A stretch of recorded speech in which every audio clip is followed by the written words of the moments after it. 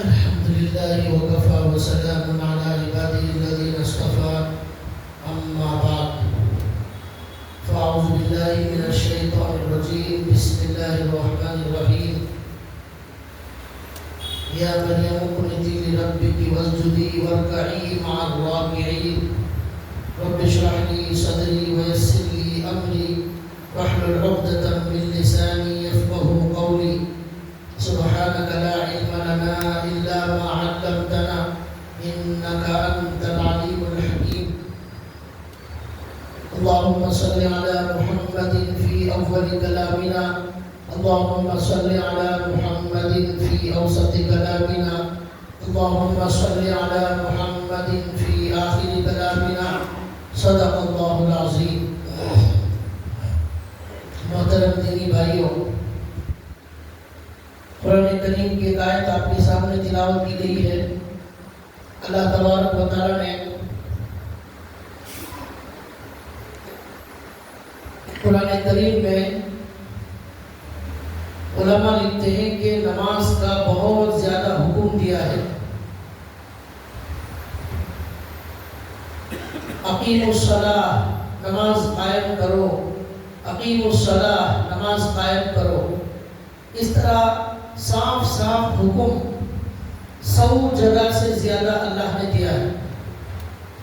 اور اشارے کنائے میں اللہ نے مختلف انداز سے، علماء لکھتے ہیں کہ 500 جگہ سے زیادہ اللہ نے اور اللہ کے نبی نے نماز کا حکم دیا ہے. مختلف انداز سے، وضاحت کے ساتھ یا اشارے میں مختلف انداز سے 500 سے زیادہ مرتبہ نماز کا حکم دیا گیا. نماز کے بارے میں بہت ساری باتیں ہمارے درمیان ہو چکی ہیں. آج نماز کے بارے میں صرف ایک بات بتانا ہے، وہ یہ ہے کہ ہم صرف نماز کا اہتمام نہ کریں بلکہ جماعت کی نماز کا اہتمام کریں. بعض لوگ نماز پڑھ لیتے ہیں لیکن وہ مسجد میں آ کر جماعت کی نماز کا اہتمام نہیں کرتے، بلکہ وہ اپنے گھروں میں پڑھ لیتے ہیں. بعض لوگ پڑھتے ہی نہیں، بعض لوگ وقت تاخیر کے ساتھ گھر میں یا کہیں اور موقع پر پڑھ لیتے ہیں. مسجد میں آ کر جماعت کے ساتھ نماز پڑھنے کو ضروری نہیں سمجھتے. حالانکہ اللہ تعالیٰ نے قرآن کریم میں یہ حکم دیا ہے، اللہ کے نبی نے یہ حکم دیا ہے کہ ہم نماز بھی پڑھیں لیکن جماعت کے ساتھ پڑھیں. صرف نماز پڑھنا کافی نہیں ہے بلکہ جماعت کے ساتھ نماز پڑھنے کا حکم دیا ہے. عورتوں کے لیے حکم یہ ہے کہ وہ اپنے گھر کے اندر نماز پڑھیں. مردوں کے لیے حکم یہ ہے وہ مسجد میں آ کر نماز پڑھیں. عورت کے لیے حکم یہ ہے کہ وہ حال سے بھی اندر کا جو کمرہ ہے اس کے اندر نماز پڑھنا عورت کا اچھا ہے. اور بھی اندر کوئی کمرہ ہے تو اس کے اندر نماز پڑھے عورت. لیکن مرد کے لیے گھر میں پڑھنے کا حکم نہیں ہے، اسے مسجد میں آ کر پڑھنا چاہیے. تو اس میں ہمارے اندر بہت ساری غفلت کی باتیں پائی جاتی ہیں. قرآن کریم میں اللہ تعالیٰ نے ایک جگہ فرمایا وَارْكَعُوا مَعَ الرَّاكِعِينَ، نماز پڑھنے والوں کے ساتھ نماز پڑھو، رکوع کرنے والوں کے ساتھ رکوع کرو. تو اب نماز پڑھنے والوں کے ساتھ نماز کہاں پڑھیں گے؟ مسجد میں پڑھیں گے. مسجد میں نماز پڑھنے والے آتے ہیں، ان کے ساتھ نماز پڑھنے کا حکم دیا گیا ہے. رکوع کرنے والے مسجد میں ہوتے ہیں، ان کے ساتھ رکوع کرنے کا حکم دیا گیا ہے. تو اس کی کوشش کرنا چاہیے.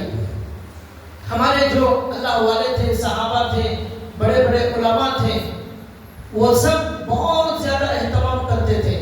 کسی کی 40 سال تک جماعت کی نماز نہیں چھوٹتی تھی، کسی کی 25 سال تک جماعت کی نماز نہیں چھوٹتی تھی. اس طرح بہت زیادہ اہتمام کرتے تھے. اللہ کے رسول صلی اللہ علیہ وسلم نے ایک حدیث میں فرمایا کہ جو آدمی جماعت کے ساتھ نماز پڑھتا ہے اس کو 27 گنا زیادہ ثواب ملتا ہے. جو آدمی گھر میں نماز پڑھ لے تو اسے 27 درجے ثواب کم ہو گئے، اور جو مسجد میں آ کر پڑھتا ہے ایک نماز، اسے 27 گنا زیادہ ثواب، 27 نماز پڑھنے کا ثواب مل گیا. تو یہ جو فائدہ ہے اس کا ہمارا نقصان ہو جائے گا اگر ہم گھر میں پڑھیں گے. 27 مرتبہ نماز پڑھنے کے لیے کتنا وقت لگے گا؟ 1 گھنٹہ لگے گا، اس سے زیادہ لگے گا. لیکن ایک بار آپ مسجد میں نماز پڑھیں، 27 نمازوں کا ثواب ہمارے اکاؤنٹ میں جمع ہو جائے گا. یہ فضیلت ہے مسجد میں جماعت کے ساتھ نماز پڑھنے کی. ایک حدیث میں آتا ہے، آپ صلی اللہ علیہ وسلم نے فرمایا کہ میرا دل چاہتا ہے کہ میں مصلی پر آنے سے پہلے کسی کو امام بنا کر مصلی پر کھڑا دوں اور میں خود جاؤں اور جو لوگ اپنے گھروں میں نماز پڑھ رہے ہیں ان کو ان کے گھروں کے ساتھ آگ میں جلا دوں. احرق علیہم بیوتہم، یہ حدیث کے الفاظ ہیں اور بخاری شریف کی حدیث ہے. احرق علیہم بیوتہم، میں چاہتا ہوں کہ کسی کو امام بنا دوں اور جاؤں گھروں میں ادھر ادھر، جو لوگ گھروں میں نماز پڑھ رہے ہیں ان کو گھروں کے ساتھ ان کو آگ میں جلا دو. یہ ہمارے نبی صلی اللہ علیہ وسلم فرما رہے ہیں. ہمارے نبی صلی اللہ علیہ وسلم سب سے زیادہ رحم کرنے والے، سب سے زیادہ معاف کرنے والے، سب سے زیادہ نرمی کرنے والے، دشمن کو معاف کرنے والے. 20 سال تک جس نے اللہ کے نبی کے ساتھ جنگ کی، اللہ کے نبی کو تکلیف دی، اللہ کے نبی کو گالیاں دی، اللہ کے نبی کو ستایا، ظلم کیا، صحابہ کو ستایا، مارا، سب کچھ کیا، ایسے بدترین دشمنوں کو بھی ہمارے نبی صلی اللہ علیہ وسلم نے معاف کر دیا اور کبھی ان سے انتقام نہیں لیا. لیکن وہ نبی یہ کہتے ہیں کہ جماعت کی نماز چھوڑ کر گھر میں پڑھنا یہ اتنا بڑا گناہ ہے کہ اللہ کے نبی اس میں بڑی سختی کے ساتھ فرماتے ہیں کہ ان کے گھروں کو جلا دینا چاہتے ہیں ہمارے نبی. اب سوچئے جو مسجد چھوڑ کر گھر میں پڑھ لیتے ہیں تو ان کے لیے کتنی سخت وعید اللہ کے نبی صلی اللہ علیہ وسلم کی طرف سے آئی. تو اس لیے ہمیں اس سے بچنا چاہیے. امام احمد بن حنبل کہتے ہیں کہ مسجد کی جماعت چھوڑنا بہت بڑا گناہ ہے، کبیرہ گناہ ہے. اگر گناہ نہ ہوتا تو ہمارے نبی اس طرح کی دھمکی نہ دیتے اور وعید بیان نہ کرتے. اس سے معلوم ہوا کہ جماعت کی نماز چھوڑنا بڑا گناہ ہے. فضائل میں اللہ کے نبی نے بتائے جماعت کی نماز سے پڑھنے کے، اور چھوڑنے والوں کے لیے اللہ کے نبی نے وعید بھی بتائی. ایک حدیث میں آتا ہے اللہ کے نبی صلی اللہ علیہ وسلم نے فرمایا جب اذان دی جاتی ہے تو وہ آدمی مسجد میں نماز پڑھنے کے لیے چل کر گھر سے یا دکان سے مسجد کی طرف آتا ہے تو آنے کی وجہ سے ہر قدم پر ایک درجہ بلند ہوتا ہے، ایک گناہ اس کا معاف ہوتا ہے. ایک درجہ بلند اور ایک گناہ معاف ہوتا ہے. پھر اللہ کے نبی نے کہا اب وہ مسجد میں آ جاتا ہے، مسجد میں آ کر بیٹھ جاتا ہے نماز کے انتظار میں. جیسا کہ آپ سب لوگ بیٹھے ہوئے ہیں، نماز کے انتظار میں بیٹھے ہوئے ہیں، کسی بھی نماز کے لیے انتظار میں بیٹھ جائے تو اللہ کے نبی کہتے ہیں کہ نماز میں رہنے کا ثواب دیا جائے گا. نماز کا انتظار کرنے والا بھی گویا کہ نماز میں ہی موجود ہے. نماز کے اندر رہنے پر جو ثواب ملتا ہے نماز کا انتظار کرنے والے کو وہی ثواب ملتا ہے. پھر اللہ کے نبی کہتے ہیں جب تک وہ مسجد میں ہے اللہ کے فرشتے اس کے لیے دعا کرتے ہیں اے اللہ اس پر رحم فرما، اے اللہ اس کی مغفرت فرما، اے اللہ اس کی توبہ قبول فرما. یہ 3 دعائیں فرشتے ان نمازیوں کے لیے کرتے رہتے ہیں جو نماز کے انتظار میں مسجد میں بیٹھے ہوئے ہیں. اس سے معلوم ہوا ہر نماز سے 5-10 منٹ پہلے ہمیں مسجد کے اندر آ جانا چاہیے تاکہ یہ فرشتوں کی دعا ہمیں مل جائے. اور ایک حدیث میں حضور نے کیا کہا؟ 27 نمازوں کا ثواب زیادہ ملے گا. ایک بزرگ کے بارے میں لکھا ہے کہ انہوں نے یہ حدیث پڑھی 27 نمازوں کا ثواب، تو وہ ہمیشہ جماعت کی نماز کا اہتمام کرتے تھے، کبھی گھر میں نماز نہیں پڑھتے تھے. ایک مرتبہ کوئی آنکھ لگ گئی، نیند لگ گئی تو مسجد میں نہیں آ سکے، وہ جماعت کی نماز چھوڑ گئی. تو اب گھر میں انہوں نے نماز پڑھ لی، لیکن دل کو بڑی بے چینی بے قراری ہوئی کہ ہمیشہ مسجد کی جماعت کے ساتھ نماز پڑھتا تھا، آج پہلی مرتبہ میری جماعت کی نماز چھوڑ گئی. اور اللہ کے نبی فرماتے ہیں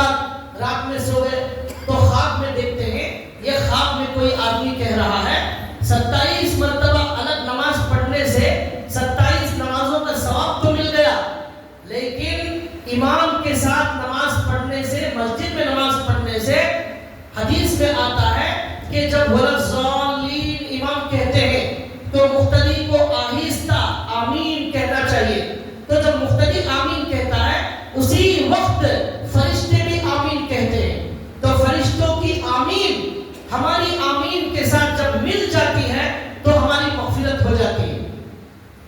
ہماری آمین فرشتوں کی آمین کے ساتھ مل گئی تو اللہ کے نبی کہتے ہیں ہماری مغفرت ہو جاتی ہے۔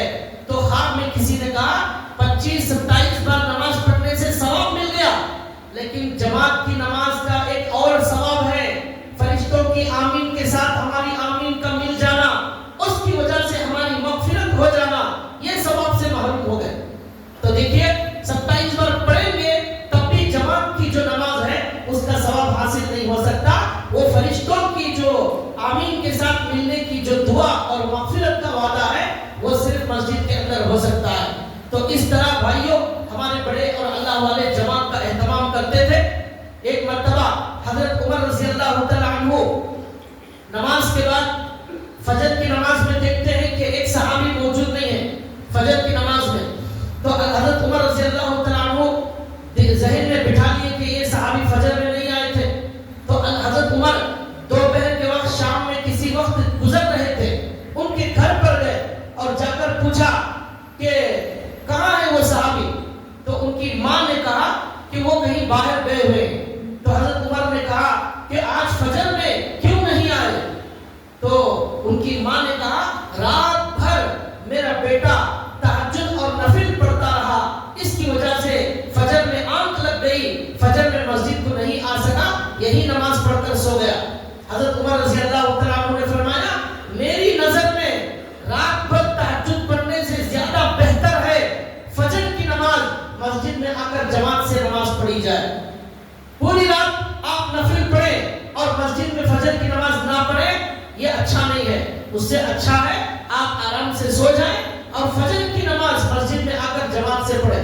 اس سے آپ اندازہ کریں کہ جماعت کی نماز فجر کی کتنی اہم عبادت ہے، جماعت کے ساتھ نماز پڑھنا رات بھر نفل پڑھنے سے زیادہ ثواب۔ ایک مرتبہ حضرت عمر رضی اللہ تعالیٰ عنہ نے غصے میں کہا کہ کچھ لوگوں کو میں دیکھ رہا ہوں کہ وہ مسجد میں نہیں آ رہے ہیں، میں دیکھ رہا ہوں وہ مسجد آنا شروع کر دیں، ورنہ ان کو دیکھ کر اور بھی لوگ مسجد سے دور ہو جائیں گے، جماعت کی نماز چھوڑ دیں گے۔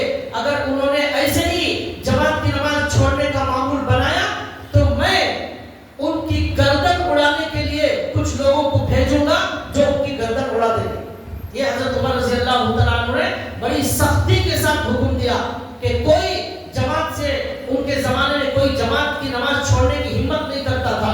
اس طرح بہت زیادہ سخت تاکید آئی ہے۔ ایک حدیث میں آتا ہے، ہمارے نبی صلی اللہ علیہ وسلم کی حدیث ہے جس کے اندر آتا ہے کہ صحابہ کے زمانے میں جو کھلا ہوا منافق ہوتا تھا، کھلا جو جس کا نفاق ظاہر ہو چکا تھا، ایسا منافق مسجد میں نہیں آتا تھا، یا جو بہت زیادہ بیمار ہوتا تھا وہ مسجد نہیں آتا تھا، بقیہ سب آتے تھے۔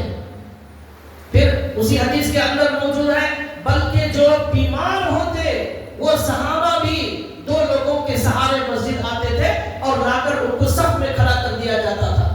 پھر اسی حدیث میں آگے ہے کہ جب اذان دی جائے تو مسجد کے لیے حاضری دو، مسجد میں حاضر ہو کر نماز پڑھو، اس لیے کہ مسجد کی نماز ہمارے نبی صلی اللہ علیہ وسلم کی سنتوں میں سے ہے، اور اگر تم لوگ بھی منافقوں کی طرح مسجد کی جماعت چھوڑ کر نماز پڑھو گے تو تم نے تمہارے نبی کی سنت کو چھوڑ دیا۔ لا ترکتم سنت نبیکم، تم نے جماعت کی نماز منافقوں کی طرح اگر تم نے جماعت کی نماز چھوڑ دی تو تم نے نبی کی سنت کو چھوڑ دیا، اور جو نبی کی سنت کو چھوڑا وہ گمراہ ہو جائے گا۔ جس نے نبی کی سنت کو چھوڑا وہ گمراہ ہو جائے گا۔ اس لیے منافقوں کی طرح مت بنو، بلکہ مسجد کی جماعت میں حاضر ہو کر نماز پڑھو۔ اس سے پہلے بھی حدیث میں بتا چکا ہوں کہ ہمارے نبی صلی اللہ علیہ وسلم آخری زندگی میں جب ہمارے نبی سخت بیمار تھے، مرض الوفات کا وقت تھا، تب ہمارے نبی صلی اللہ علیہ وسلم دو لوگوں کے سہارے ہمارے نبی مسجد میں آئے. پیر ہمارے نبی زمین پر نہیں رکھ سکتے تھے، اس طرح ہمارے نبی مسجد میں آ کر نماز پڑھتے تھے. اور ہم بہت چھوٹا عذر، معمولی عذر کی وجہ سے، تجارت کی وجہ سے، دکان کی وجہ سے، گاہک کی وجہ سے اور مہمان کی وجہ سے، دوستوں کی وجہ سے، کام کی وجہ سے ہم جماعت کی نماز کو قربان کر دیتے ہیں. یاد رکھیے، ایک صحابی نے کہا، ایک بزرگ نے کہا، ایک اللہ والے نے کہا، لکھا ہے ان کے بارے میں کہ وہ اتنے بیمار ہو گئے، اتنے بیمار ہو گئے وہ چل نہیں سکتے تھے. تو ان کا کوئی دوست یا رشتہ دار ان کو کندھے پر اٹھا کر مسجد میں لاتا تھا. تو کسی نے دیکھ کر کہا، حضرت اتنے بیمار ہو گئے، اتنے ضعیف ہو گئے ہیں، آپ کو اتنی تکلیف اٹھانے کی کیا ضرورت ہے؟ اس وقت بھی آپ مسجد میں آ کر نماز پڑھتے ہیں. انہوں نے جواب دیا، جس دن میں مسجد میں نظر نہ آؤں تو مجھے تلاش کرنے قبرستان آ جانا. جس دن میں مسجد میں نہ آؤں مجھے تلاش کہیں اور مت کرنا، میری قبر قبرستان میں ہوگی. مطلب یہ ہے جب تک میری سانس میں سانس موجود ہے، چاہے میں کتنا بھی بیمار ہو جاؤں، میں مسجد میں آ کر نماز پڑھوں گا. اور جس دن مسجد میں نظر نہ آؤں تو اس کا مطلب سمجھ لینا میں قبرستان جا چکا ہوں، وہاں آ کر مجھے ایصال ثواب کر دینا. ایسے لوگ، ایسی ہمت والے موجود تھے. آج دکان کے لیے قربانی دینے والے، مال کے لیے قربانی دینے والے، دوستوں کو خوش کرنے والے اور پیسوں کے لیے قربانی دینے والے، راتوں کو جاگنے والے اور سفر کرنے والے، ہر طرح کی تکلیف اٹھانے والے دنیا کے لیے آپ کو نظر آئیں گے. ایسی کوئی مثال ہمیں نظر نہیں آئے گی. امام اعظم ابو حنیفہ رحمۃ اللہ علیہ کے بارے میں لکھا ہے کہ وہ رات بھر مسجد کے اندر نماز میں کھڑے رہتے تھے. پوری رات عشاء کے وضو سے فجر کی نماز 40 سال تک امام اعظم ابو حنیفہ نے پڑھی ہے. 40 سال تک عشاء کے وضو سے فجر کی نماز پوری رات مسجد میں کھڑے ہو کر نماز پڑھتے تھے. ایک آدمی روزانہ مسجد کے باہر سے گزرتا تھا، رات میں جاتے جاتے ہر دن دیکھتا تھا، مسجد کے اندر جھانک کر چلے جاتا تھا. ایک دن دیکھا اس نے اور لوگوں سے پوچھا کہ میں تقریباً 20 سال سے مسجد کے اس بازو سے گزر رہا ہوں، میں کل دیکھ رہا ہوں مسجد میں ایک پلر کم ہو گیا ہے. مسجد میں جتنے پلر ہیں کل رات کو میں دیکھ رہا ہوں ایک پلر کم ہو گیا ہے، ایک پلر نظر نہیں آ رہا ہے. لوگوں نے کہا وہ مسجد میں جو کل سے پلر نظر نہیں آ رہا ہے وہ پلر نہیں، امام اعظم ابو حنیفہ تھے جن کا کل رات میں انتقال ہو گیا. وہ اتنی پابندی سے نماز پڑھتے تھے، گزرنے والے نے سمجھ لیا یہ آدمی 20 سال سے کھڑا ہوا ہے، کوئی انسان ایسا نہیں کھڑا ہو سکتا، یہ مسجد کا پلر ہے. اس زمانے میں لائٹ نہیں ہوتی تھی. کوئی کہنے لگے وہ پلر کیسا سمجھ لیا، اس زمانے میں لائٹ نہیں ہوتی تھی، چراغ سے کام چلتا تھا.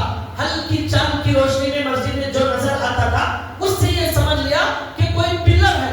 اس نے کہا مسجد میں ایک پلر کیوں نظر نہیں آ رہا ہے، میں تو 20 سال سے یہاں سے جا رہا ہوں. تو انہوں نے کہا وہ پلر نہیں، امام اعظم ابو حنیفہ تھے جن کا کل انتقال ہو گیا.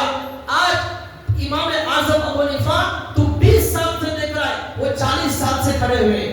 یہ عجیب و غریب ریکارڈ قائم کرنے والے.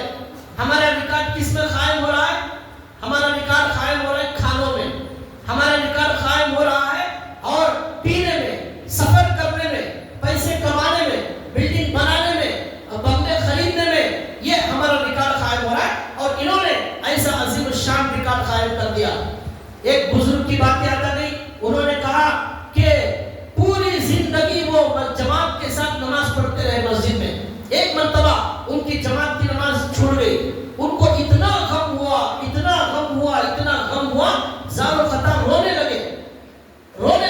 ان کا ایک دوست تھا، ان کو معلوم ہوا کہ میرا دوست پوری زندگی جماعت کی نماز کا اہتمام کرتا تھا، آج اس کی جماعت چھوڑ گئی، اس کے بڑا غم ہو رہا ہے، وہ مسجد میں رو رہا ہے. تو وہ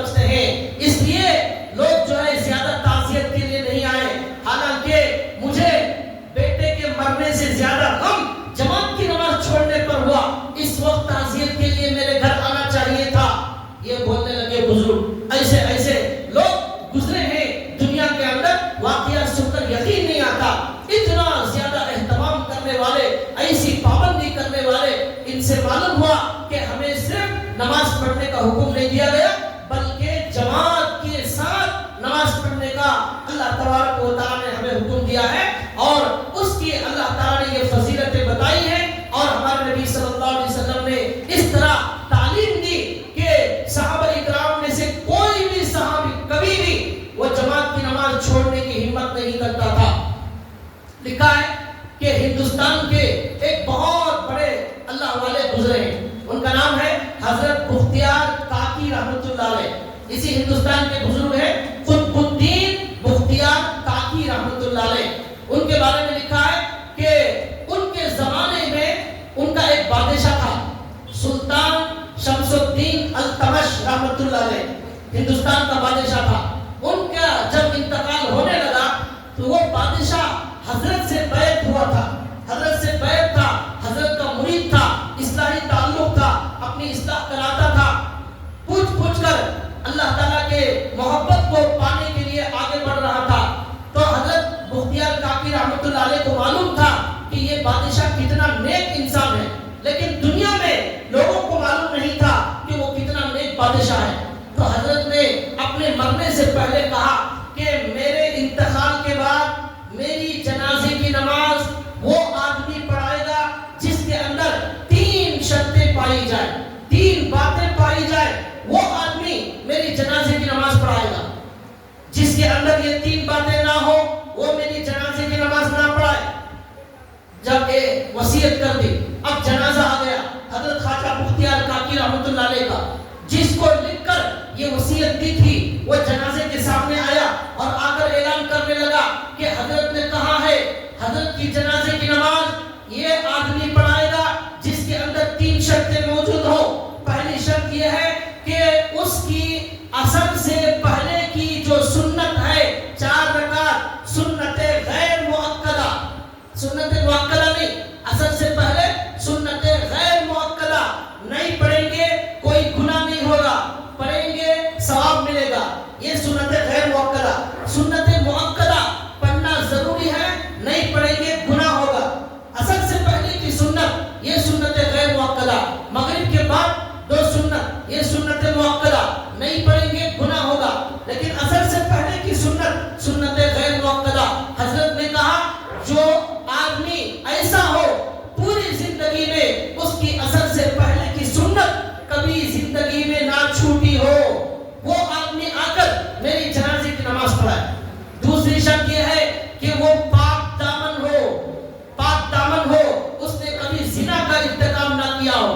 پھر انہوں نے کہا تیسری شرط یہ ہے کہ میری شرط یہ ہے جماعت کے ساتھ کبھی بھی اس کی نماز نہ چھوٹی ہو، ہمیشہ جماعت کے ساتھ تکبیر اولیٰ کے ساتھ جو آدمی نماز پڑھنے والا ہو پوری زندگی میں نہ تکبیر اولیٰ چھوٹی ہو نہ جماعت کی نماز چھوٹی ہو، ایسا آدمی میری جنازے کی نماز پڑھائے گا۔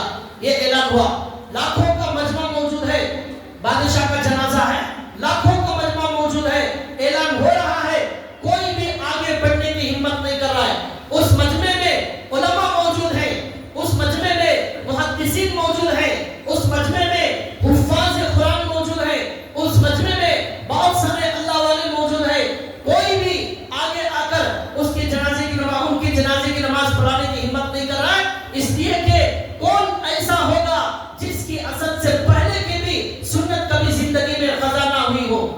اب مجمع دیکھ رہا ہے کہ کیا کوئی ایسا بھی انسان زندہ موجود ہے، تو لوگ چاروں طرف دیکھنے لگے، کوئی بھی آگے نہیں بڑھ رہا ہے۔ پگڑی والے موجود ہیں، داڑھی والے موجود ہیں، تسبیح والے موجود ہیں، کسی کی ہمت نہیں ہو رہی ہے۔ آخر میں بہت دیر ہونے لگی، کوئی آگے نہیں بڑھا، تو بادشاہ سلطان شمس الدین التمش رحمۃ اللہ علیہ آگے بڑھ کر آئے اور آ کر زار و خطا رونے لگے اور حضرت کا چہرہ ہٹایا اور کہا حضرت میرا راز آج تک دنیا سے مخفی تھا، کوئی نہیں جانتا تھا کہ میں اس طرح عبادت کرنے والا ہوں، آج آپ نے دنیا سے جا کر میرا پردہ فاش کر دیا۔ آج دنیا کو معلوم ہو گیا کہ ایک بادشاہ ایسا بھی گزرا ہے جس کی جماعت کی نماز کبھی فوت نہیں ہوئی. بادشاہ کو کتنی مصروفیت ہوگی, کتنا بزی ہوگا, کتنے کام ہوں گے, کیا کیا کام ہوں گے, فوج کو سنبھالنے کا کام اور جو ہے پوری امت کی جو ہے راشن کا کام اور سڑکوں کا کام, یہ کام وہ کام, کتنے کام ہوتے ہیں, ہزاروں کام ہوتے ہیں, لیکن اس کے باوجود کبھی اصل سے پہلے کی سنت نہیں چھوٹی. رونے لگا اور کہنے لگا حضرت آج آپ نے میرا راز فاش کر دیا, آج دنیا کو آپ نے بتا دیا میں ایسا ہوں. لوگ پگڑی والے, داڑھی والے, اللہ والے اور جو ہے تسبیح والے علماء, مشائخ, محدثین تعجب سے دیکھنے لگے کہ ہمارا بادشاہ ایسا نیک انسان ہے. پہلی بار دنیا کو معلوم ہوا بھائیو, اگر عمل کرنا چاہے کرنے والوں نے عمل ایسا کیا ہے جسے اللہ کو پانا ہوتا ہے, جسے اپنی جنت بنانا ہوتا ہے, وہ سب سے زیادہ اہمیت نماز کو دیتا ہے, جماعت کی نماز کو دیتا ہے. اس دن معلوم ہوا کہ بادشاہ کے جنازے کی نماز پڑھانے سے معلوم ہوا دنیا کو کہ یہ اتنا بڑا نیک انسان ہے. قرآن کریم میں اللہ نے ایسے لوگوں کے بارے میں کہا رجال لا تلہیہم تجارت ولا بیع عن ذکر اللہ. کچھ مرد ایسے ہیں, مرد, یہاں اللہ نے رجال کہا, رجال کے معنی مرد. آج لوگ جو ہے مارنے کو مردانگی سمجھتے ہیں, مرنے کو مردانگی سمجھتے ہیں, گالی دینے کو مردانگی سمجھتے ہیں اور کسی کا قتل کرنے کو مردانگی سمجھتے ہیں. یہ کوئی مردانگی نہیں ہے. اللہ کہتے ہیں اگر مرد بننا ہے, واقعی مرد اگر آپ ہیں, رجال, مرد کسے کہتے ہیں, لا تلہیہم تجارت ولا بیع عن ذکر اللہ.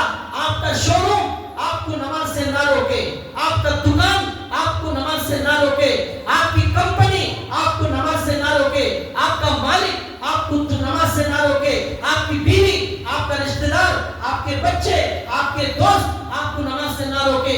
تجارت ولا بیع, چاہے جتنے بھی پیسے آ رہے ہوں لیکن آپ کو وہ پیسے تجارت سے نہ روکے. یہ ہے مرد, یہ ہے مرد کہلانے والے. آج لوگ کہتے ہیں مجھے کام تھا, مجھے ڈیوٹی تھی, میرا یہ بزنس ہے, میں نہیں کر سکتا, میں بن نہیں سکتا. یہ سب بہانے ہیں, یہ بہانے یہاں چل جائیں گے, اللہ کے یہاں چلنے والے نہیں. اللہ تعالیٰ کے یہاں کوئی عذر چلنے والا نہیں. سورہ مرسلات کے اندر اللہ نے کہا ھذا یوم لا ینطقون ولا یؤذن لهم فیعتذرون.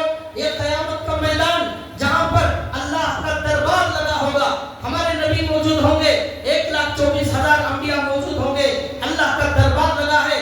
ھذا یوم لا ینطقون, یہ قیامت کا وہ دن ہے جس میں کسی کو بات کرنے کی ہمت نہیں ہوگی.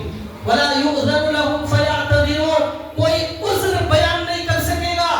یہ کام تھا, یہ ڈیوٹی تھی, وہ دکان تھا, وہ گاہک آ گیا تھا, سفر میں تھا, یہ کوئی عذر چلنے والا نہیں. کوئی عذر اللہ کے سامنے بیان نہیں کر سکیں گے. وہ قیامت کا دن آنے والا ہے.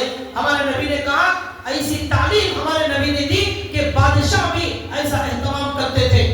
حضرت رسول پاک صلی اللہ علیہ وسلم کے زمانے میں ایک واقعہ ایسا پیش آیا کہ صحابہ اکرام رضوان اللہ تعالی علیہم مجمعین جنگ کے میدان میں بھی جماعت کی نماز نہیں چھوڑتے تھے. جنگ کے میدان میں جماعت کی نماز نہیں چھوڑتے تھے. سورہ حدیبیہ کا واقعہ ہے. ہمارے نبی 1400 صحابہ کو لے کر ہمارے نبی صلی اللہ علیہ وسلم مکے کی طرف گئے. بعض روایتوں میں دوسرے غزوے کا, دوسری جنگ کا ذکر کیا گیا ہے. ہمارے نبی گئے اور جا کر میدان جنگ میں دشمنوں کی صفیں بنی ہوئی ہے, یہاں مسلمانوں کی صفیں جنگ کی بنی ہوئی ہے. نماز کا وقت آ گیا. اللہ کے نبی نے کہا اذان دی جائے. اذان دی گئی, نماز ہمارے نبی نے پڑھائی, صحابہ نماز پڑھنے لگے. ظہر کی نماز چل رہی تھی, سامنے دشمن کھڑا ہوا ہے. نماز ختم ہو گئی, دشمن انتظار کر رہا ہے. سلام پھیرنے کے بعد دشمن نے کہا ارے ہم نے کتنا اچھا موقع ضائع کر دیا, کتنا اچھا موقع ضائع کر دیا. یہ لوگ اپنی نماز, ان کی نظر میں, صحابہ کی نظر میں نماز, جماعت کی نماز ان کو ان کی ساری دنیا سے زیادہ پیاری ہے. یہ نماز کے وقت میں یہ نہیں دیکھتے سامنے دشمن آ گیا ہے, جان کا خطرہ ہے, سب شہید ہو سکتے ہیں, یہ سب نہیں دیکھتے. یہ نماز میں جب ظہر کی نماز میں تھے, اگر ہم حملہ کر دیتے, سب صحابہ کو شہید کر دیتے, ہمیں کامیابی مل جاتی.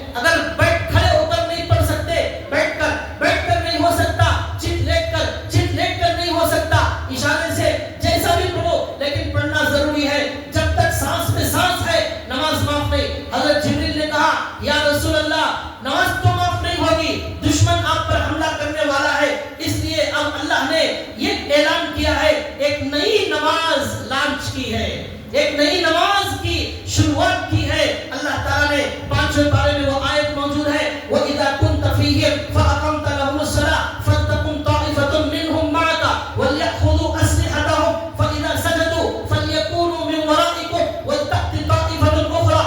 یہ پوری آیت، اس میں حضرت جبریل نے کہا آج اللہ نے ایک نئی نماز دی ہے، اس کا نام ہے صلاۃ الخوف، ڈر کی نماز، جنگ کی نماز۔ یہ نماز جنگ کی الگ سے اللہ تعالیٰ نے نازل کی، اس کا پڑھنے کا انداز الگ، اس کا اسٹائل الگ، اس کا طریقہ الگ۔ اللہ نے کہا اب ایسا کرو، عصر کی نماز میں اب صحابہ اکرام ایسا تھے، حضور کے علاوہ کسی کو امام بنانے صحابہ تیار نہیں۔ صحابہ نے کہا جب تک ہمارے نبی ہے ہمارا کوئی دوسرا امام نہیں ہو سکتا۔ ابو بکر بہت بڑے صحابی، عمر بہت بڑے صحابی، عثمان بہت بڑے صحابی، علی بہت بڑے صحابی، لیکن نبی کے ہوتے ہوئے ہم کسی کے پیچھے نماز نہیں پڑھیں گے، پڑھیں گے نبی کے پیچھے پڑھیں گے۔ میدان جنگ ہو یا کہیں بھی ہو، نبی کے علاوہ نماز نہیں پڑھیں گے۔ اب حضور نے کہا کیا کیا جائے؟ حضرت جبریل نے کہا اللہ نے یہ آیت نازل کی، اس میں کہا اب نماز پڑھنے کا طریقہ الگ۔ جنگ کے میدان میں دشمن کا خوف ہے تو نماز پڑھنا کیسا ہے؟ مثال کے طور پر عصر کی نماز آنے والی ہے، اس وقت حضور سفر میں تھے، سفر میں 4 کی نماز 2 ہو جاتی ہے، قصر ہو جاتی ہے آدھی، اب 2 رکعت عصر میں پڑھنا ہے۔ اللہ نے کہا اللہ کے رسول 1 رکعت نماز پڑھائیں گے تو آدھے صحابہ نماز میں رہیں گے، آدھے دشمن کے سامنے رہیں گے، آدھے دشمن کے سامنے، آدھے صحابہ نماز میں کھڑے رہیں گے۔ حضور کی 1 رکعت ہونے کے بعد یہ جو نماز پڑھنے والے ہیں یہ نماز چھوڑ کر دشمن کے سامنے جا کر کھڑے ہو جائیں گے۔ وہ جو دشمن کے سامنے کھڑے ہیں وہ آئیں گے، حضور کے پیچھے نیت باندھ کر کھڑے ہو جائیں گے، حضور کے ساتھ یہ دوسری رکعت میں شامل ہوں گے۔ سب لوگوں کو آدھے آدھے لوگوں کو 1 رکعت مل گئی، آدھے لوگوں کو دوسری رکعت مل گئی، آدھے لوگوں کو پورے کے پورے لوگ نماز میں نہیں کھڑے ہوں گے۔ آدھے لوگ پہلی رکعت پڑھیں گے جب تک آدھے لوگ دشمن کے سامنے، پھر 1 رکعت جب حضور کی ہو جائے گی یہ نمازی نماز چھوڑ کر دشمن کے سامنے چلے جائیں گے، وہ دشمن کے سامنے کے لوگ وہ آئیں گے حضور کے سامنے دوسری رکعت میں شامل ہو جائیں گے۔ آدھے لوگوں کو حضور کی پہلی رکعت، آدھے لوگوں کو حضور کی دوسری رکعت مل گئی، اس طرح نماز مکمل کی جائے گی۔ اب حضور تو سلام پھیر دیں گے، یہ جو بعد میں آئے ہیں 1 رکعت ملی، کھڑے ہو کر دوسری رکعت مکمل کریں گے، یہ چلے جائیں گے دشمن کے سامنے۔ وہ جو چلے گئے ہیں ان کی 1 رکعت باقی ہے، وہ آئیں گے یہاں کھڑے ہو کر دوبارہ پھر اپنی 1 رکعت مکمل کریں گے۔ اس طرح نماز پڑھی جائے گی، لیکن نماز چھوڑنے کی اجازت نہیں ہے۔ یہ جماعت کی نماز کا اہتمام تھا، جنگ کے میدان میں بھی وہ صحابہ نماز نہیں چھوڑتے تھے۔ یہ آیت نازل ہو گئی، اب عصر کی نماز میں صفیں بننی شروع ہو گئی، دشمن کے دل میں لڈو پھوٹ رہے تھے کہ اب صحابہ پورے کے پورے نماز میں ٹھنڈے والے ہیں، بڑا زبردست موقع ہاتھ آیا ہے، سب کو نمٹا کر ختم کر دیا جائے گا، انتظار میں ہے۔ اذان ہوئی عصر کی، اب صحابہ کرام دیکھ رہے ہیں، وہ دشمن دیکھ رہا ہے، پورے لوگ نماز میں نہیں کھڑے ہوئے ہیں، آدھے لوگ ان کے سامنے تلوار لے کر کھڑے ہوئے ہیں، آدھے لوگوں کو حضور نماز پڑھا رہے ہیں۔ انہوں نے کہا یہ تو عجیب بات ہے، ہمارے مشورے کی بات ان کو کیسے پتہ چل گئی؟ ان کا انداز ہی بدل گیا نماز پڑھنے کا۔ ظہر میں الگ طریقے سے پڑھ رہے تھے، پورے کے پورے پڑھ رہے تھے، اب آدھے ہمارے سامنے، آدھے نماز میں کھڑے ہوئے ہیں۔ یہ انہوں نے عجیب منظر دیکھا، پھر 1 رکعت پڑھ کر یہ لوگ وہاں چلے گئے، وہ یہاں آ گئے۔ اس طرح نماز مکمل کرے، دشمن کے سامنے آدھے صحابہ برابر کھڑے ہوئے تھے۔ یہ اللہ نے حکم نازل کیا، لیکن اللہ نے نماز معاف نہیں کی، معاف نہیں کی۔ جنگ کے میدان میں بھی پڑھنا ضروری ہے، طریقہ اللہ نے بدلا دیا۔ آپ بھائیوں، جب جنگ کے میدان میں جماعت کی نماز چھوڑنا جائز نہیں، اب دکان میں، مکان میں، شادی میں، ولیمے میں اور منگنی میں اور فیکٹری میں، کالج میں اگر کوئی نماز چھوڑتا ہے وہ قیامت کے دن اللہ کو کیا جواب دے گا؟ شادی محلوں میں ایک آدمی بھی نماز نہیں پڑھتا ہے، مغرب کا وقت، عصر کا وقت جا رہا ہے، عشاء کا وقت جا رہا ہے، سب اپنے مزے میں ہے، کھانے پینے مصروف ہے، کوئی نماز پڑھنے والا نہیں۔ تو جنگ کے میدان میں بھی صحابہ نماز نہیں چھوڑتے تھے، ہم کیا جواب دیں گے؟ حضرت خالد بن ولید رضی اللہ تعالیٰ عنہ بعد میں اسلام انہوں نے قبول کر لیا، اللہ کی تلوار تھے وہ، ان کو پوچھا آپ کو ہدایت کیسے ملی؟ انہوں نے کہا یہ جو واقعہ ہوا، ظہر کی نماز میں ہمارا مشورہ ہوا، اصل میں حضور کو بتا دیا گیا کہ ہمارا یہ پلان اندر سے چل رہا ہے، یہ پلان بتانے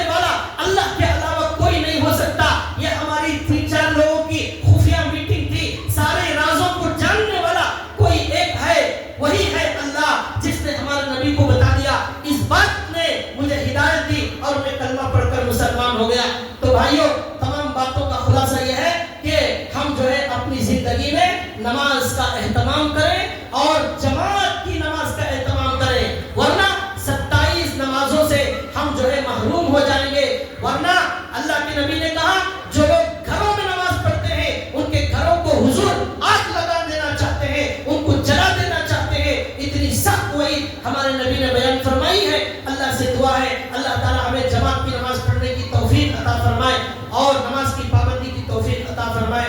وآخر دعوانا الحمدللہ رب العالمین.